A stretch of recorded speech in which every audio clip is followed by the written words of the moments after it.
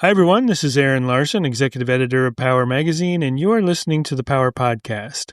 On today's episode, I'm joined by Jeremy Renshaw. Jeremy is executive director of AI and Quantum with EPRI.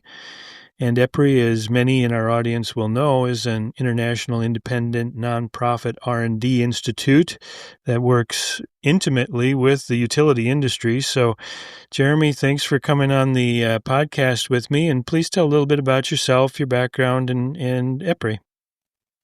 All right. Well, thank you for having me on, Aaron. As you mentioned, I'm Jeremy Renshaw. I lead our AI and quantum research at EPRI. So my work focuses on the intersection of artificial intelligence and quantum computing with the energy sector, specifically how we can responsibly and effectively apply these technologies to accelerate innovation, improve energy system reliability, and really support the transition to a clean energy future. So, one of the most exciting initiatives that I'm involved in today is the Open Power AI Consortium, which brings together global leaders in both the energy and technology spaces to help shape the future of artificial intelligence in the power sector.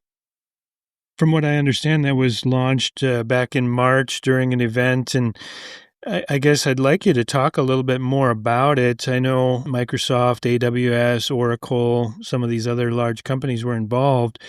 What is the real purpose and mission, and how do you expect this to potentially benefit the power industry in the long term? Yeah, so great question, Aaron. The Open Power AI Consortium was launched at NVIDIA's GTC event in March, as you mentioned, and we had founding members like Microsoft, Oracle, AWS, Google, and major utilities like Duke Energy, Southern Company, EDF, Enel, KEPCO, and many more energy and technology companies, universities, national labs, etc. The mission is really simple, but very bold.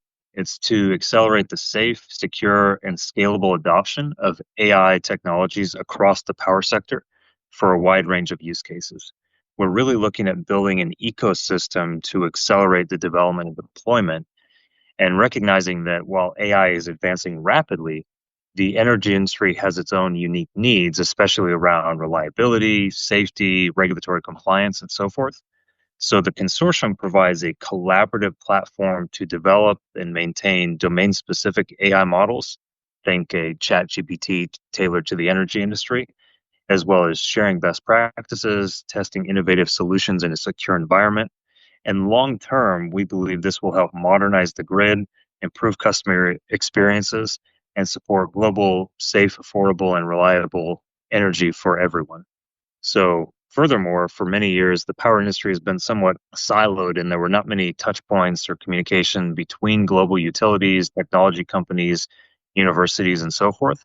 So, this consortium aims to facilitate making new connections between these important and impactful organizations to increase collaboration and information sharing that will benefit everyone. Mm-hmm. From what I understand, you're developing, domain-specific Gen AI models rather than using kind of the general AI tools that are available to the public. Can you explain why that's important and how a power sector-specific AI model might outperform some of these general AI solutions? Absolutely. So we don't in any way want to negate the effectiveness of existing models today. Certainly, ChatGPT, Claude, Grok, the other foundational models or frontier models that are available today provide significant value. One of the reasons that we're looking at the domain specific models is looking at improved contextual knowledge, understanding, and retrieval. So, our industry deals with real time systems, critical infrastructure, and strict regulatory requirements. So, a domain specific Gen AI model can be trained on utility grade data, understanding utility terminology, and make contextually aware decisions. For example, a general AI model might misinterpret terms like islanding or black start, whereas a power specific model can understand that these are critical grid operations. And this can help to lead to more accurate, safer, and actionable outputs where you can trust the output at a higher level, which is essential for dealing with mission critical systems. So, in other words, if we look at AI models today, when they achieve an 80% or 90% on certain standardized benchmarks, that's celebrated widely around the world. So if an AI system were to get a 99% on a standardized test or benchmark, that would be groundbreaking in many cases. But I think we can all agree that keeping the power on 99% of the time is completely unacceptable. Or if we take it to the extreme, making sure a nuclear power plant won't melt down 99% of the time, we would just never accept that. So there's a big difference in the reliability and safety needs of the power industry compared to general purpose applications in many other areas of the world. The press release I saw mentions creating a sandbox environment for testing AI applications. What does that actually look like in practice, and what kinds of breakthrough use cases are you most excited to validate in that setting? So, great question, Aaron. I would say to take a step back, the sandbox is a secure cloud based environment where utilities and technology partners can safely test AI applications using either synthetic or anonymized data. You could also look at it as a proving ground for innovation where we can validate models before they're deployed in the real world. So in reality, the sandbox is really a set of sandboxes that would be hosted and deployed in conjunction with technology partners with AWS, Google, Microsoft, WWT, SHI, Oracle, and many others. So there could be a range of sandboxes that would be hosted either by a utility, by a technology provider, or even by EPRI to be able to test out and vet solutions to allow for rapid development, deployment, and scaling once these solutions are vetted.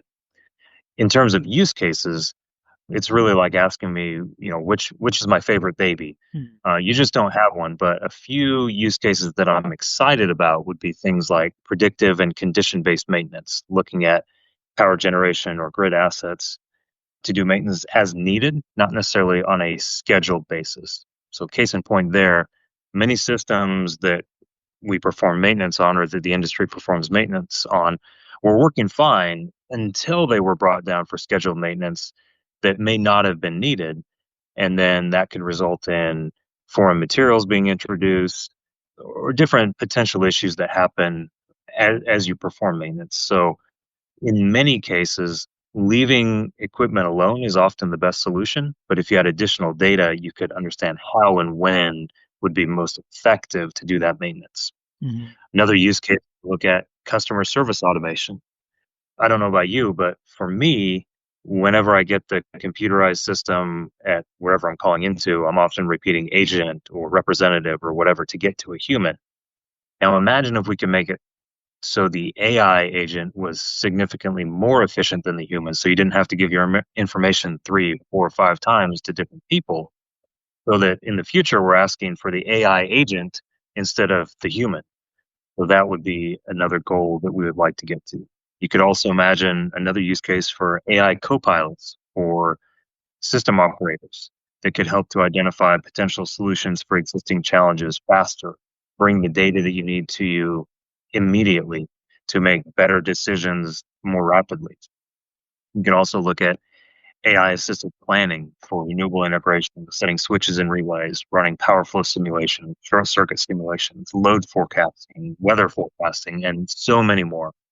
We have already put together a library of over 250 use cases, and we're in the process of ranking and evaluating those to bring the most valuable solutions out for the consortium to look at and work on. And from what I understand now, EPRI has already developed some of the first industry-specific Gen AI models.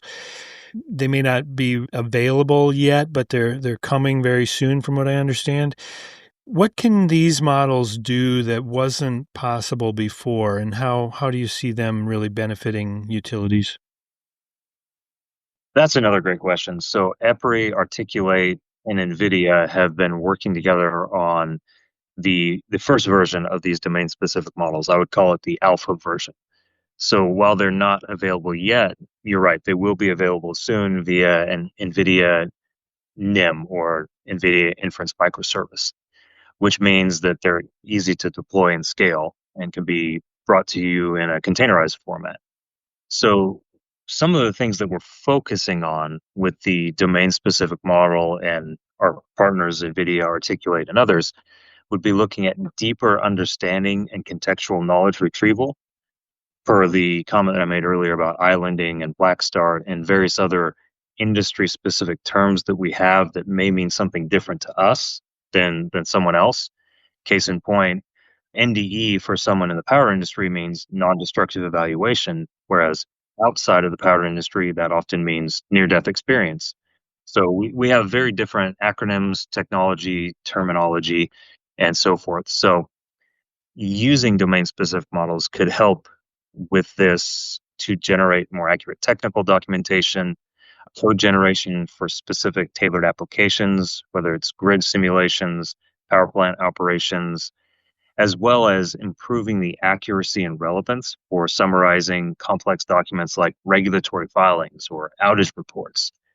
And finally, you could help to translate complex grid data into more plain language for decision makers to, again, make better decisions faster. While some of this could be possible to some degree with off the shelf models, we anticipate improvements in accuracy and relevance using customized fit for purpose models. And we're now seeing AI that speaks the language of the grid. So that's where we see the benefit for developing these domain specific models. I know you've got some massive utilities such as Duke Energy and Southern Company involved in the consortium. And I know there's also international players like KEPCO, Korea Electric Power Company, and the Saudi Electricity Company that are members. How do you navigate the different regulatory environments, technologies, and priorities that each of these utilities have across such a diverse group? Yes, with over 125 organizations that have already joined the consortium, it's a great challenge for sure to navigate the needs of hundreds of voices from different parts of the world with different background, experience, or geographically specific needs. It also provides a very unique opportunity and highlights the importance of global collaboration. So we have built the consortium to be modular and inclusive, to be able to tailor to the needs of members around the world in different localities, different regions, to be able to collaborate on shared challenges, realizing that there may be differences in policy and regulation. One specific example would be congestion management, which is often done more based on local policy and regulation than it is on necessarily technical challenges. So we are using working groups focused on specific themes like the domain specific model working group or tailored use case work groups that will focus on power plant or power grid type operations, and they it allows members to contribute where they have expertise as well as bring in that global experience because the way you operate a power plant even within a country in one region versus another may be different. You can imagine the western US where it's drier versus the eastern US where it's wetter. You can imagine a power plant or a power grid in Saudi Arabia where it's very warm and dry versus a power plant in northern Canada where it may be cooler and wetter. So we need to bring in these global perspectives. And as we do that, we often find that many of the challenges are the same around the world, and many challenges are different. But as we bring in the different voices, we help to tailor the research needs to a broader stakeholder group, which generally provides more value to everyone. The energy sector has traditionally been very conservative about adopting new technologies, and that's important because of safety and reliability issues that you definitely can't afford to ignore. How are you addressing the concerns that they might have about AI and the reliability, and how do you build trust for mission critical applications using AI? That's a great question. So I would say trust is foundational, and that's why we're really focused on having high reliability, trustworthy systems and focusing on the AI sandbox to do rigorous testing with transparent documentation and human in the loop design. So we're not necessarily having AI make automated decisions that are on critical infrastructure. We're also working with stakeholders from around the world to define AI governance frameworks tailored to the energy sector. So we want to have predictable, explainable, and repeatable AI so that as we use it in challenging or highly complex environments, we understand what the performance will be and help to improve safety, reliability, and affordability of energy. And I guess I'll steal a quote from one of my favorite people, Greg Selby, who used to work here at EPRI, and he would often say that power plants or energy companies line up to be fourth. So very rarely, as you mentioned, do they want to stick their neck out and be the first one to do something. They want a very robust, highly tuned and tailored and highly accurate solution before they get started. So that's why we want to make sure that as we develop these AI solutions, we keep that framework in mind. Again, going back to my comment of 99% isn't good enough and it's not even close to good enough. We have to understand the high threshold needed to be able to develop to deploy these models, especially at scale with large companies that are in this highly regulated and safety conscious environment. So we want to make sure that the solutions that we develop further support that mission and are able to be deployed in a way that they can be explainable and repeatable, but also, if anything were to go wrong, that we can track down how and why and be able to address that and continue to improve the models in the future. Right.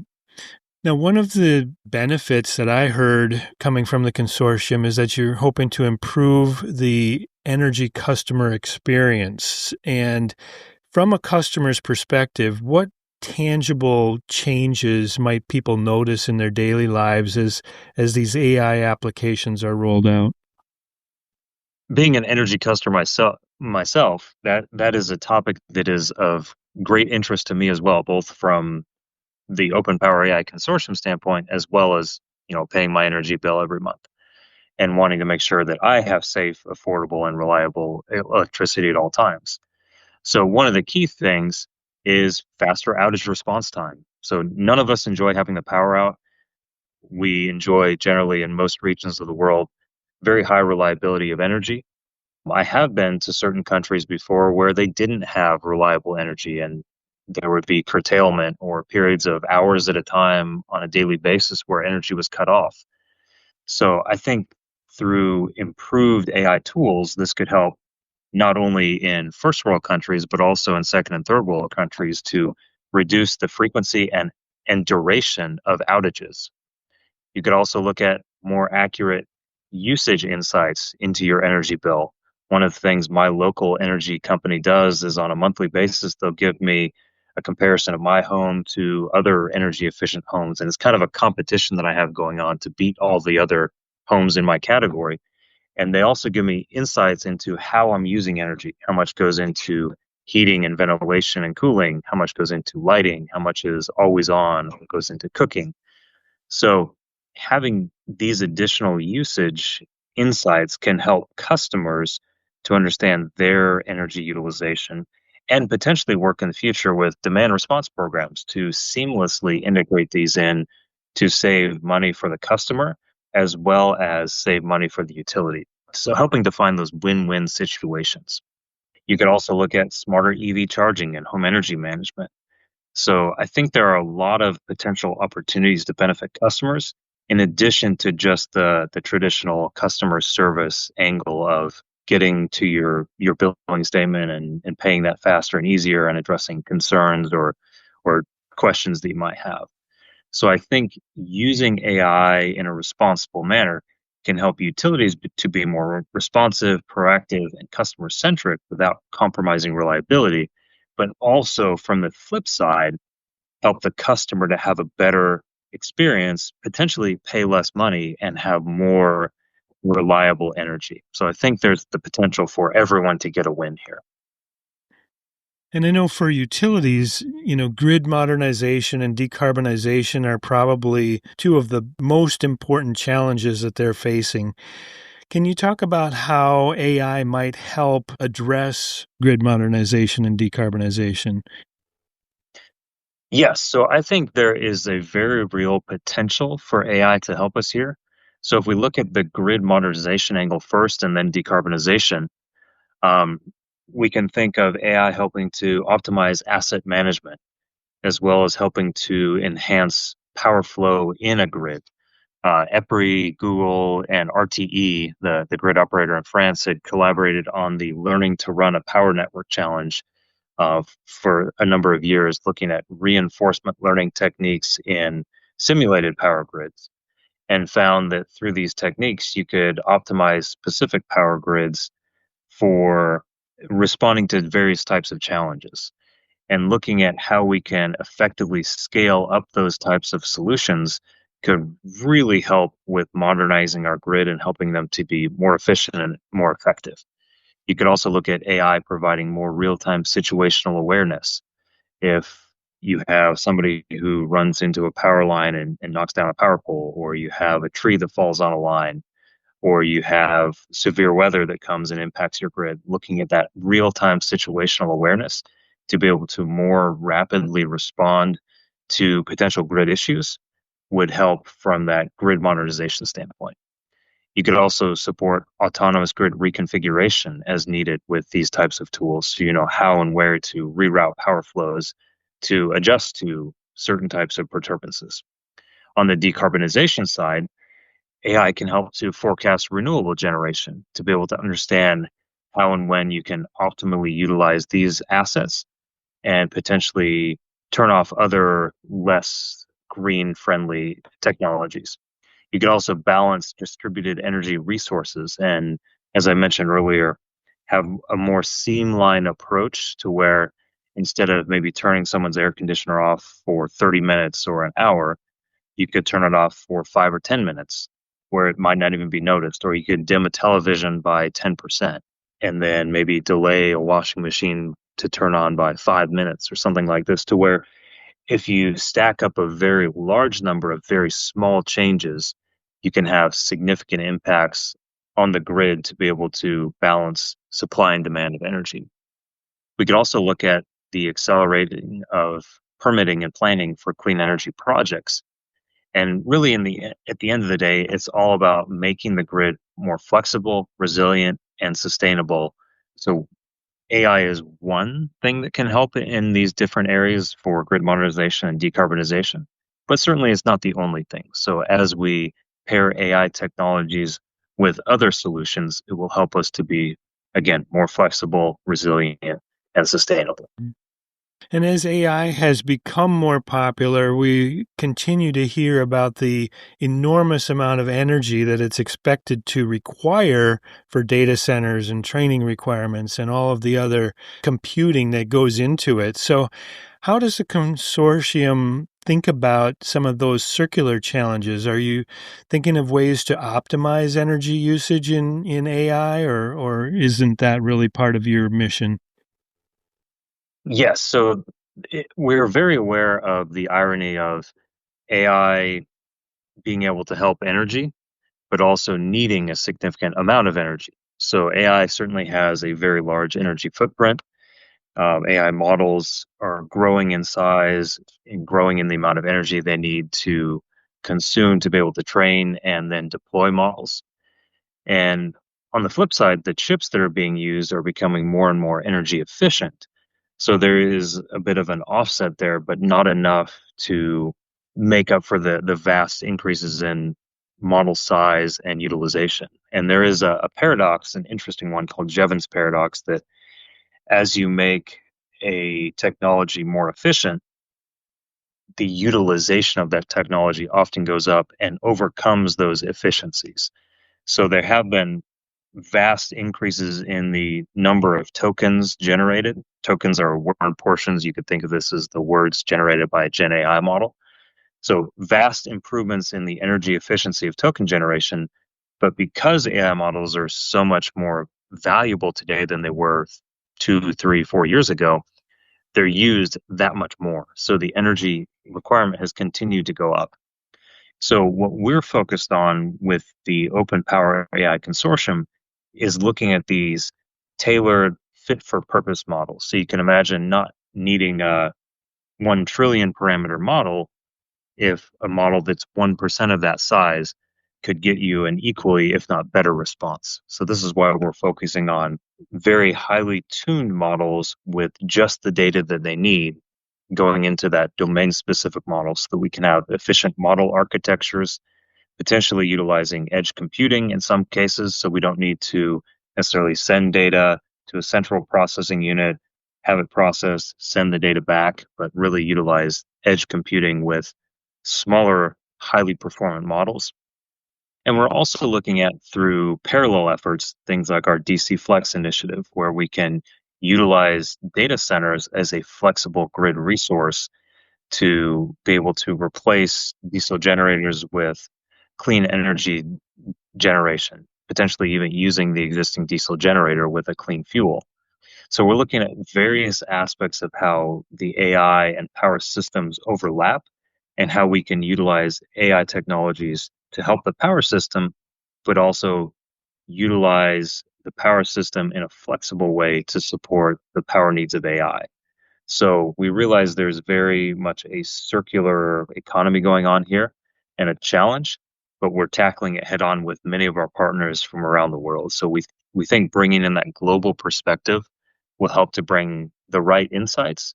And as we continue to bring the right insights together to be able to scale those not only within the United States, but around the world. And have you thought about, the future and what that might behold? I know EPRI is focused on research and development, not predicting the future, but what do you see and how do you envision AI transforming different aspects going forward and how the power sector might change as a result of it all? I think that's a great question and one that's really hard to predict with the vast scaling of AI models. What wasn't possible 3 months or 6 months ago is very possible today and even commonplace. And so being able to predict where we go in 1, 2, or 5 years, I would say there are many possibilities. And the only thing I can guarantee is that my prediction will be wrong, but I'll make one anyway. So I'm excited about the concept of digital workers, where every one of us could have 2, 3, 4 digital workers that report to us in terms of giving them tasks to do to be able to automate and accelerate certain portions of any of our jobs. So, case in point, I don't really enjoy making LinkedIn posts, but it's something that can be important to get knowledge out into the world. So you can have a digital worker that creates posts for you. You can have one that reviews your email and says, "Hey, these are the next 3 tasks that you need to do that are most important, and here I've started on each of them for you." You could also have these digital workers go out and run simulations, collect data, do background research, summarize meetings and reports that you weren't able to attend, and do various tasks for you. So I think it helps to utilize systems and technologies today to be able to build up our AI muscle, if you will, for the future, because the technology is not going anywhere. It's moving quickly, it's evolving quickly, and the value it's providing is expanding. So I think those of us who learn to embrace this technology will become so much more efficient and more effective than those who don't, that it will be a required skill in the future. If you'll indulge me for a second, I'll make a second prediction that's more power sector specific. I would say something that I could see happening in the near future, maybe not in a year or two, maybe 5+ years, would be something like self optimizing microgrids, where you can use AI to manage a microgrid in real time to be able to island the microgrid, reroute power, balance loads with or without human intervention to be able to improve resilience, enabling distributed energy as well as clean energy sources. And I would say it sounds a little bit science fiction, but it's already starting in various pilot projects around the world. So I would say that this type of technology could provide a lot of value, and I think it's one that we need to pay attention to in the future. Yeah, and I think you may be right, and it may be coming sooner than we even realize. 5 years in the future is probably too far for that type of thing to actually start becoming more important. So, Jeremy, thank you so much. I really enjoyed this conversation. Is there anything that we haven't touched on that you think might be important to talk about before we wrap up the podcast? Well, I'll say 2 things. First, I like to look at where have we been and where have we come from. So when I started at EPRI about 12 or 13 years ago, one of the first projects that I worked on was with robotics and drones. And we were saying, hey, this is a very useful technology. It's one that we really think the energy industry is going to need to use in the future and is going to use. And people kind of laughed at us and said, oh, you're just dreaming over at EPRI. This isn't a real technology. It's never going to do that. And then about 8 or 9 years ago, we saw cloud computing really starting to take off in other industries. And we kind of came and said, hey, the power industry really needs to pay attention to cloud computing. This is going to be a big and important area in the future to scale out what we're doing. And people kind of came back and said, no, we don't think we'll ever put our data outside of our firewalls and on the cloud. It's just not feasible or practical. And then about 5 years ago, I took over our AI development efforts and started to see a lot of value in these technologies even before that. And so myself, along with many others, were saying to the industry, hey, you need to pay attention to AI. This is something that's coming. And we often kind of got laughed at again, saying, oh, no, this is just a pipe dream. And fast forward 5 years, now we're flying drones, gathering data, storing it on the cloud, and analyzing it with AI. And that's normal. And that's just pace of technology change that we've seen. So before I wrap up, I want to say that the Open Power AI Consortium is really more than just a technology initiative. It's a collaborative movement. It's an ecosystem that is continuing to advance and accelerate innovation for the power sector, bringing together utilities, technology companies, researchers, regulators, and more to shape the future of AI to serve public good, to enhance grid reliability, efficiency, power system operation, and accelerate the clean energy transition. So I would say the power sector has always been about innovation. And with AI, we're really entering a new era. And I would say if you're interested, come join us. Look up the Open Power AI Consortium.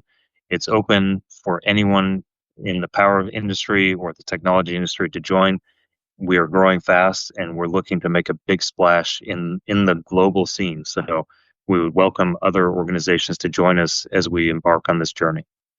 All right. Well, thank you, Jeremy. Again, for listeners, I've been speaking with Jeremy Renshaw. He is the Executive Director of AI and Quantum with EPRI. It's been a pleasure having you on the program, and I look forward to what you are going to develop from the consortium and with AI in the future. So thanks so much for your work. Thank you for having me on, Aaron. This was a real pleasure.